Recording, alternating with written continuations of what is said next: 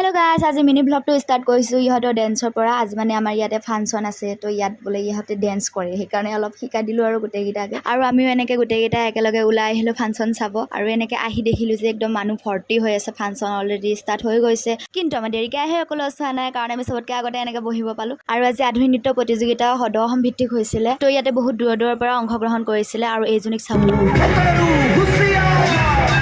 তো মুলা গাভৰুৱে মঞ্চ হিলাই দিছে আৰু কি কম আপোনালোকক আৰু এজনীকো চাওকচোন ইমান ধুনীয়া নাচিছে ইহতে পুৰস্কাৰ পাবয়ে মানে ইহতক ড্যান্স কৰা দেখি মোৰ মনটো বহুত বেয়া লাগিছে মোৰ নাচিব বহুত মন আছিলে কিন্তু মই বিশেষ কাৰণত নাচিব নোৱাৰিলো আজি তো এফালে আমাৰ বাচ্চা বাটিও ড্যান্স কৰি উঠিলে কিন্তু ভিডিওটো কৰা নহল এনেকে থাকোতে যিহে একজাক বৰষুণ দিলে বাপৰে সব ভিজি উৎপাত মানুহে কয় ন বৃষ্টি নহলে সৃষ্টি নহয় সৃষ্টি পিছত হ'ব মোৰ যদি জ্বৰ হয় হৈছে আৰু তো এই দোকানখনতে সব মানুহ ভৰ্তি হৈ গাইছে ভিৰৰ মাজত কোনে যে হাৰমনিয়ামটো বজালে ও কেনে ভক্সা ভক্সা বাসি গাইছ জিনক বৰষুণটো কমিল কিবা কে উখানি খাতুলো ইয়াৰ পৰাই ফাংচনখন চাই আছো আৰু যেহেতু আমাৰ